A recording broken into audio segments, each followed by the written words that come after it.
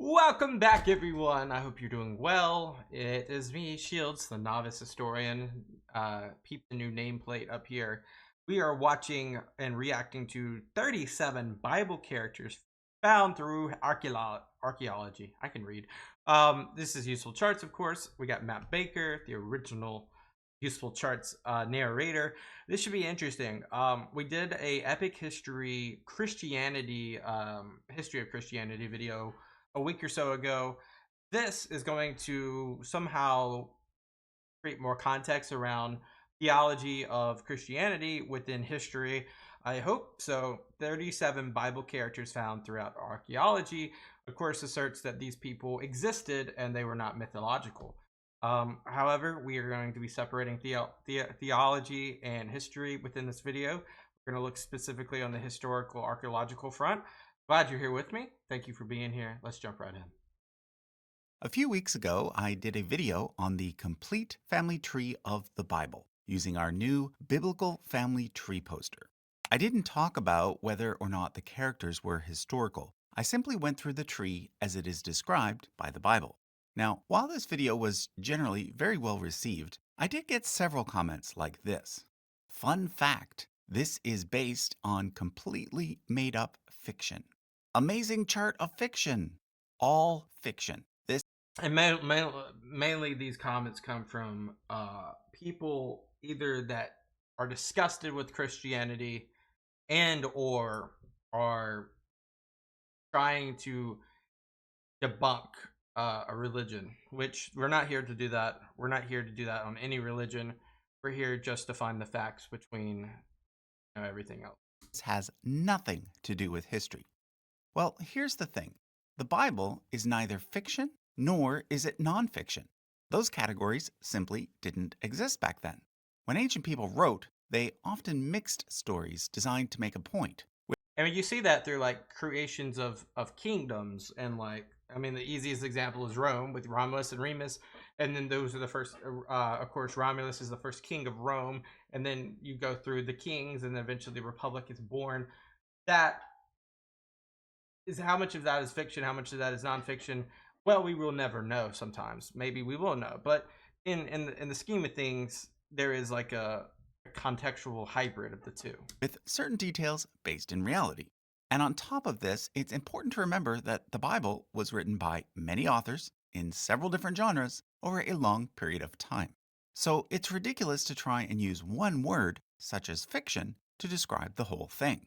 Yes. And it's even more ridiculous to say that the Bible has nothing to do with history. Yes. There are actually plenty of historical characters mentioned in the Bible. So what I thought I'd do in this video is show you 37 Bible characters that are absolutely 100% not fictional.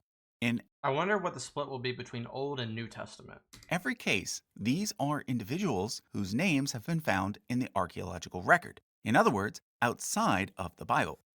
Basically, ancient history can be divided into three main periods: the Bronze Age, the Iron Age, and Classical Antiquity.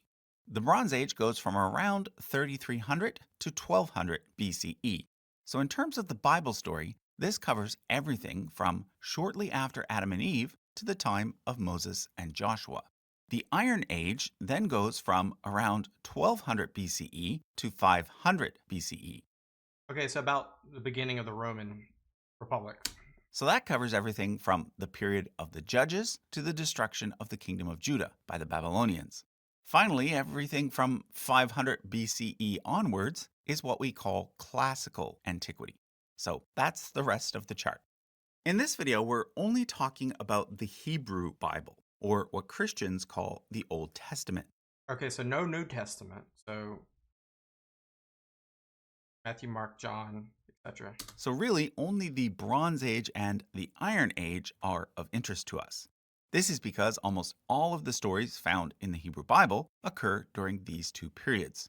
In contrast, everything from the Apocrypha and the New Testament occurs during classical antiquity. I'll perhaps look at characters from those sections of the Bible in a future video. Let me now use this chart to highlight the 37 Bible characters that have. Oh, interesting. So they're all in the Iron Age, and then looks like 2 in the Classical Age. Okay. ton in the Iron Age. been found in the archaeological record. What do you notice? Almost all of them are from the Iron Age. There's a few from the beginning of classical antiquity, but there are zero, I repeat, zero from the Bronze Age. Why do you think that is? Is it how they did burials? You know, a lot of people. It depends on where you're from, and there's classical. Sorry, there's not classical. There are like formal burials where you have like furnished burials, where you could have more archaeological evidence, or there's cremations. And if you're not in an urn and a cremation, it just so many things, possibilities. Bronze Age. This is a very important point that, for some reason, doesn't get the attention that it deserves. But it's absolutely crucial for understanding the Bible. You see, the Hebrew Bible is basically an Iron Age book. So it should come as no surprise that the Iron Age parts of the Bible are full of characters whose names can be found in the archaeological record, So that's when it was written, so it makes a lot more sense, right? whereas the Bronze Age parts are not. Ironically, at some point, it became popular in certain atheist circles to state that the Bible was written by a bunch of Bronze Age goat herders, That looks like just like a meme on Twitter, though. which is ridiculous because the Bible was Or Facebook. actually written by a bunch of Iron Age city dwellers. Sure, those Iron Age city dwellers Because they had to be literate, yeah, of course. wrote that their ancestors were Bronze Age shepherds, but the people doing the actual writing were from the Iron Age. Now, lest you think that the difference between the Bronze Age and the Iron Age is no big deal, let me drive home how important the distinction is. During the Bronze Age, the eastern part of the Mediterranean Sea saw the rise of many great civilizations, such as the Egyptians, Hittites, and Greeks. But then, around the year 1200 BCE, The Sea Peoples. something strange happened. Archaeologists refer to it as the Bronze Age collapse because rather suddenly the Egyptians, Hittites, and Greeks all went into decline. What followed was an approximately 250-year long period known as the Greek Dark Ages. What exactly caused the collapse? Probably like some sort of volcanic activity or environmental factors that led to famine and migration, but also complemented by things like the Sea Peoples, which is a very minor variable in the Bronze Age collapse, probably. And then you could see that in the, what do you call it?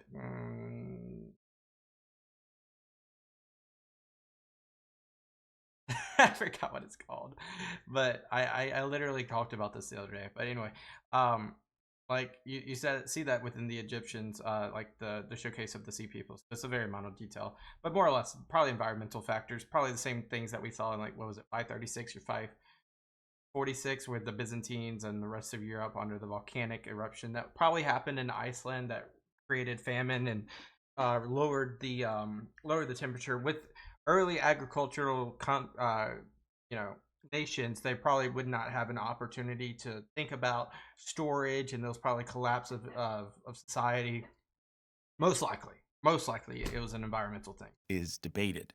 It may have been a volcano that caused ash to fill the sky, Yeah. leading to drought. Or it could have been a pandemic, or a major war, or migrations, or a Yeah, like and I was speaking about in the 6th century CE, although it was a combo of those factors. combination of all these things. Yeah. But the fact is that the event caused a clear line to be drawn in the sand between the before times and the after times.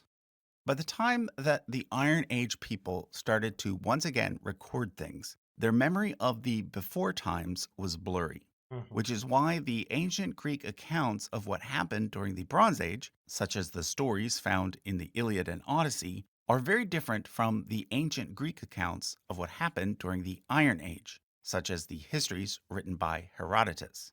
Well, the same is true of the Bible. Everything from the Bronze Age, like the Flood, the Patriarchs, and the Exodus, read more like myth and legend, whereas everything from the Iron Age, like the various kings of Israel and Judah, reads more like history. And that's a really good distinction. It doesn't necessarily mean everything's fiction, and there could be some sort of like truth amongst that. But in the same, like, I'm going to draw a different parallel because I've been reading an Anglo-Saxon book recently. When the Anglo-Saxons or the Angles really started to go into Britain, there's a lot of histories around that where they came in 3 boats, and then these 3 boats had XYZ, and then they had an alliteration with the names of the individuals that came upon these islands, or the island of Britain, and then basically took over the land, and then over time it became an Anglo-Saxon people. Well, I mean, there's probably some truth to some of that, but at the same time, a lot of the genesis, no pun intended, of a lot of these countries really derive in myth, as we spoke about previously with Remus and Romulus. So you cannot take a binary approach to this, like it's either truth or fiction. You can also need to look at it more in terms of gray. There was probably legend to everything that we have in history. There's legend to everything. Every culture has legend, but then it starts to trickle and bottleneck in towards fact. So you have to look at it that way. Now, in this video, I'm not going to go through why I think that the Bronze Age parts of the Bible should be understood as being more literary than literal. Instead, I'm going to focus on the 37 characters from the Iron Age parts that have been demonstrated by archaeology to have been real, Awesome. because I very specifically want to debunk the idea that the Bible is completely fictional. Let's start with Omri. The Bible barely mentions him, beyond the fact that he became king of Israel and founded the city of Samaria. You have like a little gravestone or something, right? But he's extremely Tablet. important for this discussion because he's the earliest Israelite person for whom we have an extra biblical record for that dates close to when he lived. According to the Moabite Mishi stelae, discovered in 1868 and now located at the Louvre, Omri Oh. was in fact a real person. It describes how Omri and the Israelites conquered the nearby Moabites, but then So, like, if you are a Christian, this is probably a really cool place to go visit, the Louvre, which is in Paris, right? That you would have to go there, like if you are a Christian and also you love history, because this is the earliest form of archaeological evidence of someone in the Bible, right here. how, following Omri's death, Mesha, the king of Moab, managed to drive the Israelites out and restore independence. So I'm going to place a verification check mark next to Omri to indicate that his name has been found in the archaeological record. According to the Bible, the next Israelite king after Omri was his son Ahab. The Bible has a lot more to say about Ahab, who was married to Jezebel and who reigned during the time of Elijah the prophet. However, Ahab is also mentioned outside of the Bible.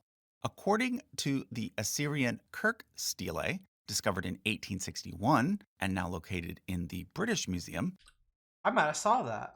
Ahab the Israelite was one of the 11 kings who allied together to fight the Assyrians in the year 853 BCE. That same stele also mentions Ben-Hadad II, the king of Aram Damascus in Syria, who also appears in the Bible as a sometimes enemy, I love how he actually has like the verses. sometimes ally of Ahab. According to the Bible, Ahab was eventually followed by his son Jehoram, whereas Ben-Hadad II was followed by a usurper named Hazael. Once again, the archaeological record confirms this as being true. Hazael's name has been found on at least 2 objects that date to this period. Crazy how fragmented that first one is too. In fact, this ivory carving may even depict his likeness, and he was almost certainly the king who commissioned the Tel Dan stele, discovered in 1993 and now located at the Israel Museum. The Tel Dan stele is now in pieces, but one piece describes how the king of Aram Damascus defeated both Jehoram, the king of Israel, and Ahaziah from the house of David. This is important for 2 reasons. The first is that the Bible also describes the exact same event, and the second is that this is the earliest mention of the house of David, which ruled in the southern kingdom of Judah. Very interesting, actually. However, please note that the Tel Dan stele does not reference King David specifically. Rather, it simply references the house of David, Ahaziah being a member of that house and a descendant of David who reigned approximately 130 years after his death. So again, take note. The Tel Dan stele is not a contemporary record of David, nor does it give us any information This is the dynastical possibility of David. about any events that occurred during David's lifetime. That said, if there was in fact a house of David, we can presumably assume that there was at least somebody named David who founded that house. But since the Tel Dan stele was not made close to David's lifetime, I'm going to have to give David a question mark, not a check. Fair. We now come to Jehu, who ruled Israel following Hazael's defeat of Jehoram. Jehu is important because not only is his name found in the archaeological record, his image is as well. So if we go by the Image. criteria, pics or it didn't happen, We got, is that cuneiform? in this case, we do actually have pics. On the black obelisk of Shalmaneser III, I swear I took a picture of that. It looks so familiar. discovered in 1846 and now located in the British Museum, Jehu is actually shown bowing down to Shalmaneser III. There, the Assyrians labeled him as Jehu from the house of Omri. According to the Bible, Hazael of Aram Damascus I imagine that a lot of these people are going to be like sons of fathers in this line that we're looking here. was followed by his son Ben-Hadad, who became Ben-Hadad III. This too has been confirmed by archaeology on the Zakar stele. Several of the subsequent kings of Israel show up in Assyrian records as well, including Jehoash, whose name appears on the Assyrian Tel al-Rima stele as Jehoash the Sumerian. Jeroboam II, whose name appears on a seal belonging to someone called Shema, the servant of Jeroboam, and Menahem, Pekah, and Hoshea, all of whom appear in Assyrian records as having paid tribute to Tiglath-Pileser III. Also mentioned in Tiglath-Pileser's tributary records is Rezin, the final king of Aram Damascus, who shows up in the Bible in both 2 Kings and Isaiah. Now, Tiglath-Pileser himself also appears in the Bible. In fact, he's the earliest Assyrian king to be mentioned. In 2 Kings, he's called Pul, which is short for Pileser, but in 1 Chronicles, his full name is used, Tiglath-Pileser. And we have loads of archaeological evidence for him, including many depictions, such as this one shown here. Also mentioned in the Bible are the next two Assyrian kings, Tiglath-Pileser's sons, Shalmaneser V and Sargon II. They helped Like they held power. No, they almost said they looked like they had power at the same time, but they didn't. Shalmaneser came first. to destroy Samaria and bring about the end of the kingdom of Israel. Sargon II's son Sennacherib thus turned his attention to the kingdom of Judah. So let's now go over there and take a look. After Ahaziah, who was mentioned on the Tel Dan stele, the next two kings of Judah to appear in the archaeological record are Jotham and Ahaz.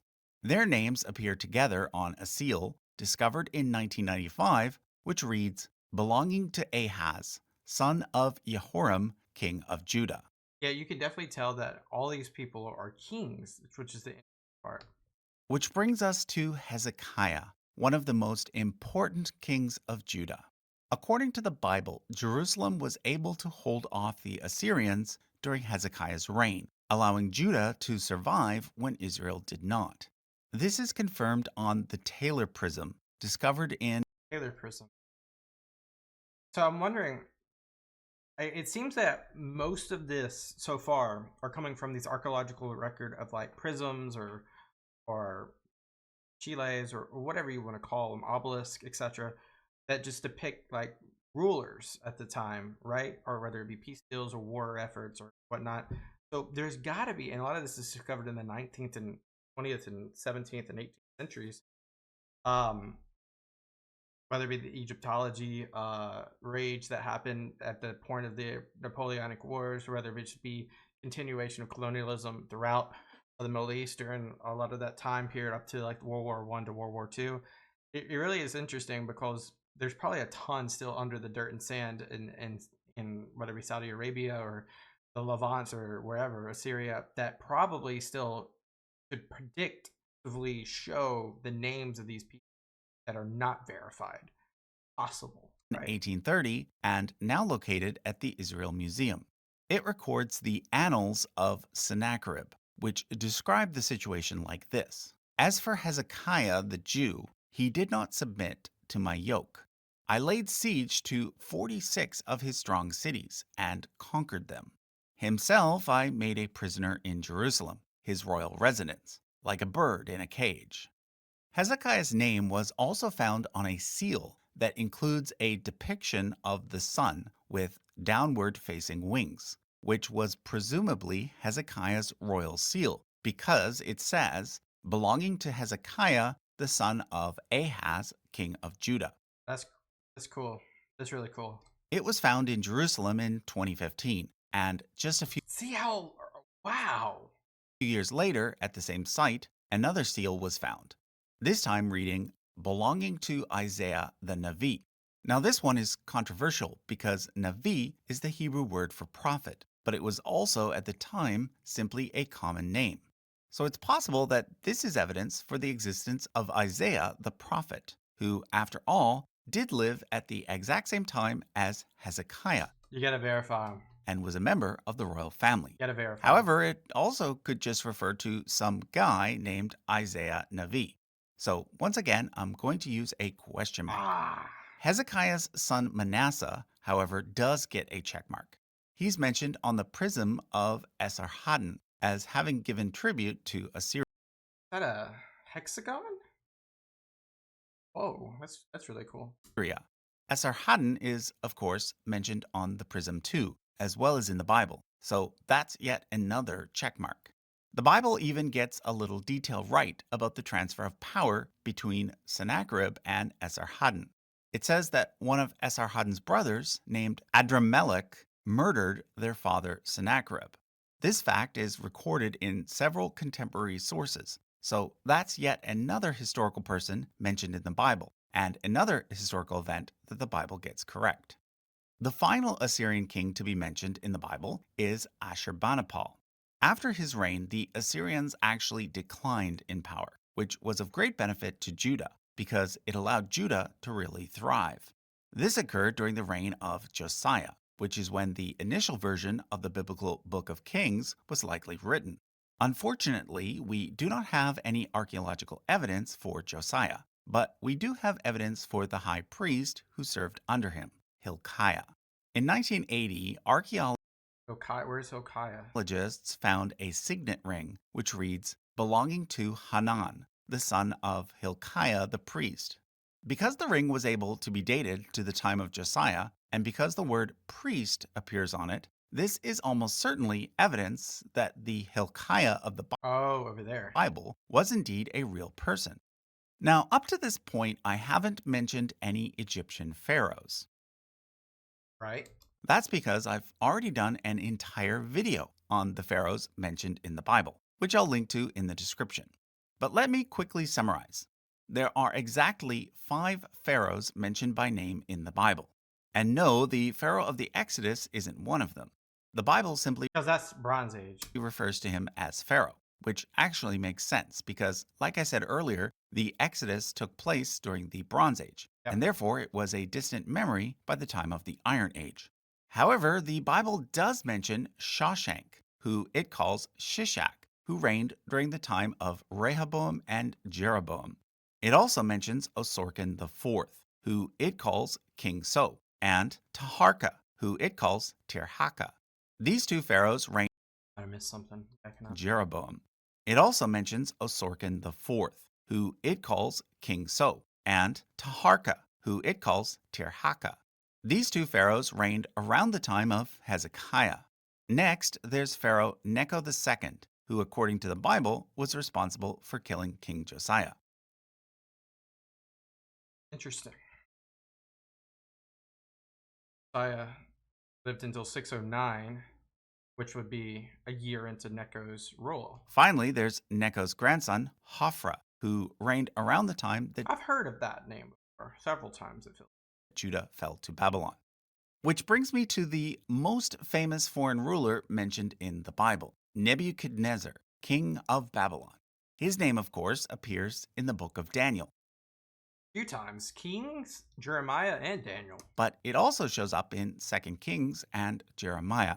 And we have several archaeological artifacts that provide evidence. Question for theological historians or Christians, etc. Is First Kings or Second Kings, are they just literally texts about and verses around kings? Seems that way, right? For his existence, such as the inscription plaque found on the famous Ishtar Gate, which Nebuchadnezzar had built in Babylon, but which is now located in Berlin, That's crazy cool. Whoa. as well as the Babylonian Chronicles, recorded on a series of clay tablets. Probably saw that as well. I'll say this a billion times on this channel. Go visit the British Museum if you're in London. Babylonian Free. records from the time of Nebuchadnezzar also mention Jeconiah, king of the Jews, who was held prisoner in Babylon and given rations. According to the Bible, Jeconiah was held prisoner for 37 years and was only released by Amel-Marduk, who succeeded his father as king of Babylon. In the Bible, Amel-Marduk is called Evil-Marduk, although note that this has nothing to do with the English word evil.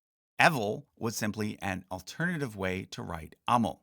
Again, the succession described in the Bible matches the succession described in Babylonian records, because Amel-Marduk was in fact the next Babylonian king after Nebuchadnezzar. Makes sense? Now, the next Babylonian king to show up in the Bible is Belshazzar. The Bible refers to him as a son of Nebuchadnezzar, but I'm guessing like the Babylonian kings and other kings, it really just depends on how they're interacting with Judea and like the Judean people at this time. And if they do interact with them, that's when they get some variety within the Bible. according to extra biblical sources, he was more likely his great grandson. In fact, Belshazzar was probably not even the senior king. Nebuchadnezzar, I would argue that Cyrus the Great is the most famous. If you're about to say Cyrus the Great, I would way argue that Cyrus the Great is more famous than Nebuchadnezzar. Argue with me, but I think that would be correct. According to Babylonian sources, he was simply the crown prince who ruled alongside his father Nabonidus. But one thing that both the Bible and other sources agree on is that it was during Belshazzar's rule, or co-rule, that Babylon fell to the Achaemenid Persians. And the leader of the Achaemenid Persians who conquered Babylon was Cyrus the Great. The book of Isaiah actually refers to him as the Messiah, because it was Cyrus who decreed that the Jews could return to Jerusalem and rebuild the temple. The book of Ezra describes Cyrus's decree like this: Any of the Lord's people among you may go up to Jerusalem in Judah and build the temple of the Lord, the God of Israel, the God who is in Jerusalem, and may their God be with them. In 1879, archaeologists found the Cyrus cylinder, originally located in Babylon, but now housed in the British Museum. But we knew Cyrus the Great was a person before this, right? It describes Cyrus's decree like this: To the other side of the Tigris River, where many sanctuaries had been abandoned for a long time, I returned their gods to their places, and I let them dwell in eternal abodes. And I gathered all their inhabitants and returned them to their dwellings. So, this is a very good example of how the Bible is definitely not all fiction. Yeah. The Bible records this very important historical event that occurred right around the transition between the Iron Age and Classical Antiquity. From this point forward, we no longer have to rely entirely on archaeological finds to learn about the past. Because, starting with the Persian period, ancient people started recording history in a different way, a more straightforward way, with less embellishments and more details. The best example of this is the Greek writer Herodotus, who is called the father of history, and who lived right around this time. Herodotus was born shortly after the reign of Darius I, and he died during the reign of Artaxerxes I. These two Persian kings are mentioned both in the Bible and in the works of Herodotus. Which is really close to Alexander the Great by like by like a century. So that brings our total up to 37. 37 Bible characters. I think a lot of these I don't recognize because I'm not that deep into the theological reign of the Bible. However, some of these definitely ring Characters who were real historical people. And that's just the Old Testament or Hebrew Bible. Let me know in the comments if you'd like to see a similar video about the New Testament. I wonder if they did one. I'll have to check. Guys, what do you guys think? Any combating to any of this? Any did not mention from the Old Testament that you believe are without a doubt true, and don't theologically argue, please do that, because there's no way to conversate on a theological argument. Really, there's not. It's like I'm right, you're wrong. In the historical or archaeological evidence, let me know. But nevertheless, thank you guys so much for watching. I appreciate every single one of you. I'll see you guys next time. Out. Bye.